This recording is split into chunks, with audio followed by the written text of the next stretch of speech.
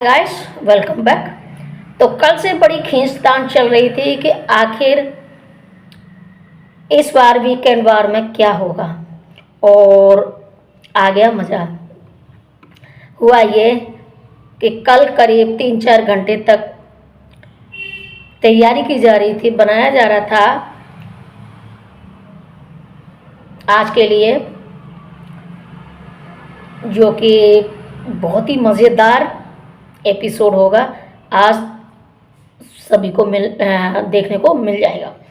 लेकिन मज़ा उस वक्त आया जब तानिया के साथ जो हुआ उसमें बहुत मज़ा आया। अब वो मज़ा आने की बात क्या है कि जैसे कहते हैं ना कि हर किसी के गुस्सा बिग बॉस के मन में भी भरा पड़ा है, और बिग बॉस ने खूब अच्छे से बिल्कुल तैयारी करके मज़ेदार स्वागत किया तान्या मित्तल का।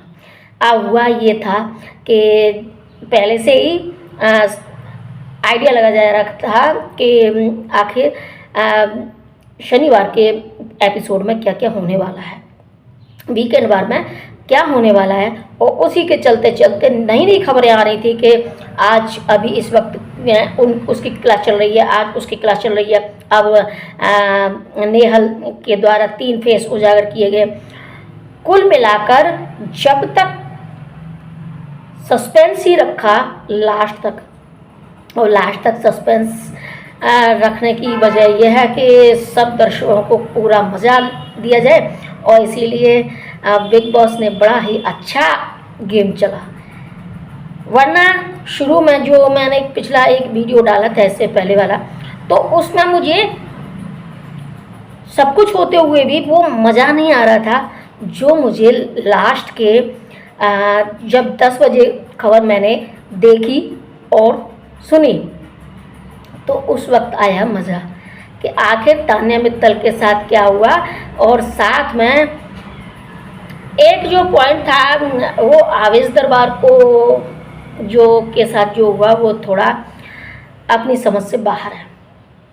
लेकिन कुछ भी हो वो चलो देखा जाएगा, बाद में बात करेंगे। सबसे पहले तो बात करते हैं कि बकरी हलाल हुई। हालांकि ये शब्द मुझे यूज़ नहीं करना चाहिए, लेकिन मैं क्या करूं, अब वो खुद ही अपने पैरों पर कुल्हाड़ी मार रही है, तो हम इसमें क्या कर सकते हैं देखने वाले। तो हुआ ये था कि जो कुछ भी था पहले बिल्कुल तैयारी करके बर्थडे मनाया गया। कल आज 27 सितंबर को बर्थडे है तान्या मित्तल का, तो बर्थडे मनाया गया।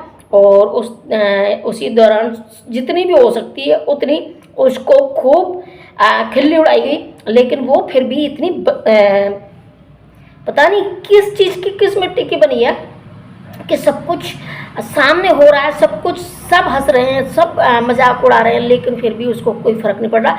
वो भी सभी लोगों के साथ हंस रही है, खिलखिला रही है। बड़ी ताज्जुब वाली बात है। चलो ठीक है जी। सलमान खान जी ने खूब अच्छे से बर्थडे भी सेलिब्रेट करवा दिया। बर्थडे इस तरीके से सेलिब्रेट करवाया था कि प्रिंसेस बना के कि उसके लिए एकदम डेकोरेटेड चेयर अलग से मंगा के उसको वहाँ बिठाया।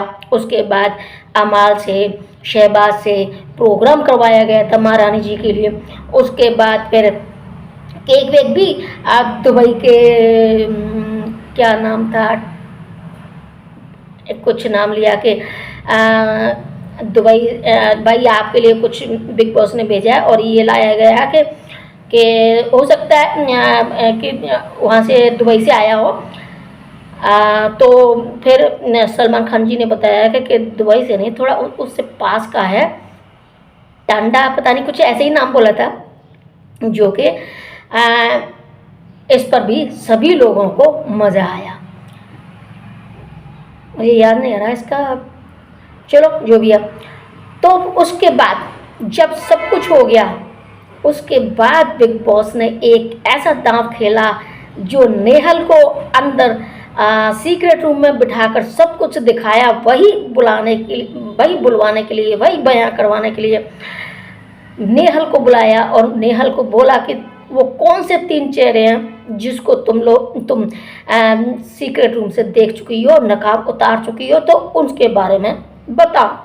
फिर उसके बाद नेहल ने भी अपना पूरा का पूरा दम लगा दिया और बहुत बढ़िया किया नेहल ने कि चलो, पीछे तो उसको कोई सुन नहीं रहा, सुन भी रहा था जो अमाल, जो बहुत ही भला आदमी बन रहा था, जो सगा बन रहा था मित्तल का, वो भी, उसने भी, चलो उसने बोला था कि मैंने 3 दिन से बिना खाए, मतलब बिना नहाए और बिना ब्रश किए मैंने तुम लोगों का लाइव देखा है, और उसको भी इतनी परेशानी हो के बाद के भी उसको नेगेटिविटी मिल रही थी और इसके लिए नेहल बहुत रोई भी थी।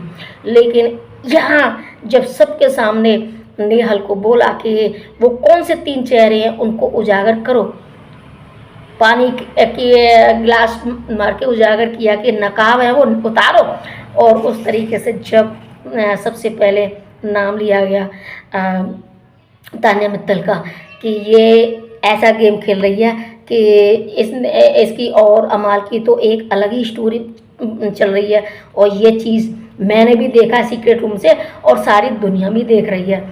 तो इस तरीके से बहुत मज़ा आया। हालांकि वो पूरे सीन नहीं है, लेकिन उस छोटे से सीन ने इतनी आत्मा तृप्त कर दी कि मज़ा आ गया। अब शायद आप लोगों को कुछ को बुरा लगे, पर कुछ को बुरा क्यों लगेगा भाई? जो गलत है उसको सही कोई क्यों बोलेगा? नहीं बोलना चाहिए।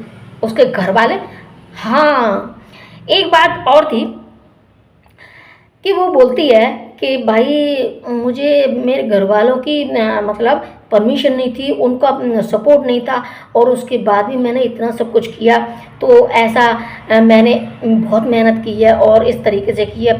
तो यहाँ पर उसके घर परिवार वाले भी ये सोच रहे होंगे कि भाई वाह बंदी, तू तो बहुत ही ज़्यादा आगे निकल चुकी, तू हमारी औलाद है, लेकिन इतना सब कुछ हो जाने के बाद भी तू हमें बदनाम कर रही हो। अब इसका कारण क्या है?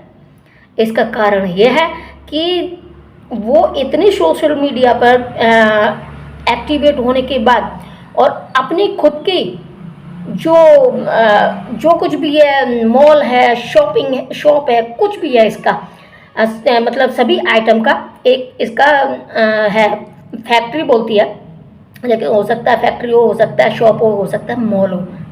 मॉल इतना बड़ा नहीं है, तो कुछ भी हो, लेकिन उसकी ब्रांडिंग खुद ये करती है। और किस तरीके से ब्रांडिंग करती है वो मैं आपको इस पर, हालांकि सभी लोग दिखा रहे हैं अपने चैनल पर, लेकिन मेरा क्या है कि मेरे काफ़ी चैनल कुछ वो आ चुका है, इसलिए मैं इन चीज़ों को, जैसे कहते हैं ना कि दूध का जला छाछ भी फूक फूक के पीता, इसलिए वो मैं क्लिप दिखा नहीं रही हूँ। लेकिन एक बात बताइए, जब कोई बंदी इतना सब कुछ कर सकती है तो उसके घर परिवार वाले किस चीज़ के लिए मना करते थे? आज तक ऐसा कुछ भी नहीं हुआ कि इसके घर परिवार वाले ने मना किया हो, और बल्कि ये डोमिनेटिव है, अपने ही घर परिवार के लोगों से बॉस कहलवाती है कि मुझे बॉस बोलो। और कौन कह सकता है कि ये अपने इसके घर परिवार वाले ऐसे हैं कि किसी का सपोर्ट ही नहीं है? इतना सब कुछ ये बिना सपोर्ट के कर गई, और फिर भी वो उसी घर से आई है। वो कह भी रही है कि मैं घर से निकलने से पहले मुझे ये इस तरह की हिदायत दी गई थी, मेरे घर परिवार वालों ने, मुझे इतनी परमिशन नहीं है। लेकिन क्या, मुझे तो ऐसा लग रहा है कि इसके घर परिवार वाले भी गुस्सा होकर बैठे होंगे, जहाँ तक ये इसने इतने सब कुछ कह दिया है कि इतना सब कुछ करने के बाद भी, और ये बंदी, ये हमारी खुद की औलाद है और ये नेशनल स्टेज पर जाकर इस तरीके से बोल रही है। और अगर घर परिवार वाले ऐसा नहीं कहेंगे तो भाई घर परिवार वाले इससे भी ज़्यादा महान है फिर। तो कुछ भी सही, मज़ा आ गया। जिस तरीके से बिग बॉस ने इसके चेहरे से नकाब उतारा वो बहुत ही देखने लायक था, बहुत मज़ा आ गया। हालांकि छोटी सी झलक देखी पर आत्मा तृप्त हो गई, सही बताऊं। अब कोई किसी को कुछ कैसा ही लगा मुझे नहीं पता, लेकिन मुझे तो मज़ा आया। अच्छा, ये काम हुआ, यानी कि जैसे कहते हैं ना कि बकरे को हलाल किया जाता है तो पहले उसे नहलाया धुलाया जाता है, फिर उसको सजाया जाता है, फिर उसके बाद, तो इसी तरीके से बिल्कुल तान्या मित्तल के साथ किया गया। हालांकि शुरू में मैंने वीडियो तो डाल दिया था, लेकिन मुझे जो इससे पहले वाला है, लेकिन मुझे इतनी खुशी नहीं थी, उसमें भी मैं तृप्त नहीं थी जो बिग बॉस में ये सब कुछ बताया जा रहा था। सलमान जी बोल रहे थे कि तुम्हारा कोई संबंध है कि नहीं है, लेकिन जब भी क्योंकि इसमें टाइम लगा था, अपडेट लेट आई थी, और जो आवेश दरबार की अपडेट थी वो सबसे ही लास्ट में आई थी, क्योंकि वो उसका तो सस्पेंस बना के रखा था, और लास्ट में ही ये सब कुछ किया। गौहर खान आई, लेकिन गौहर खान को भी धक्का लगा, क्योंकि वो तो अपने देवर को प्रमोट करने आई थी, कुछ अच्छे से खेलने के लिए बोलने आई थी, लेकिन उनको क्या पता था कि अपने देवर को साथ लेने के लिए आई। हालांकि आवेश दरबार ठीक ठाक लड़का था, मुझे तो अच्छा लगता था, सही बताऊँ, थोड़ा शांत व्यवहार का। हाँ, अभी यूँ कहो कि बिग बॉस के हाउस में आया तो गेम खेलने आया, तो गेम क्यों नहीं खेला? शुरुआत तो खैर कर रहा था, शुरुआत की थी उसने, लेकिन वही है कि बाकी के लोगों को भी मैसेज देना था, क्योंकि इसमें से लगभग 80% लोग ऐसे हैं जो बिल्कुल ही निठल्ले हैं, और जिनको जगाया जा रहा है। कहते हैं ना कि बैल को पीछे भगा भगा के उठाया जा रहा है, लेकिन फिर भी इन लोगों को बिल्कुल भी मतलब एक्टिव हो ही नहीं रहे, तो फिर उनको ये तेज घर में बहुत सारे लोग थोड़े रुके रुके से और असमंजस में दिखाई दे रहे हैं, तो उनको एक्टिवेट कराने के लिए भी ये काम हुआ कि आवेश दरबार को एविक्ट किया। तो हुआ तो ये गलत है, लेकिन फिर भी जो आया वो तो निकलेगा ही निकलेगा, ये तो बात पक्की है। अब किसके हाथ में ट्रॉफी लगेगी ये भी देखना है। चलो ठीक है, जो भी है 30 मिलियन वाला चला गया, तो बाकी के जो भी सोचते हैं कि हमारे इतने फॉलोअर्स हैं, हमारे इतने हैं, उनके भरोसे बैठे हैं, तो उनको एक मैसेज भी देना था बिग बॉस को, तो इसके लिए उन्होंने मैसेज दिया। तो अगली अपडेट आगे, लेकिन ध्यान रहे, अगर वीडियो पसंद आता तो लाइक कर दिया करें, साथ में शेयर भी कर दिया करें, और अगर आप लोग मेरे चैनल पर नहीं है तो चैनल को सब्सक्राइब करना, साथ में पास वाली बेल आइकन को भी प्रेस कर लें। तो फिर मिलती हूँ अगली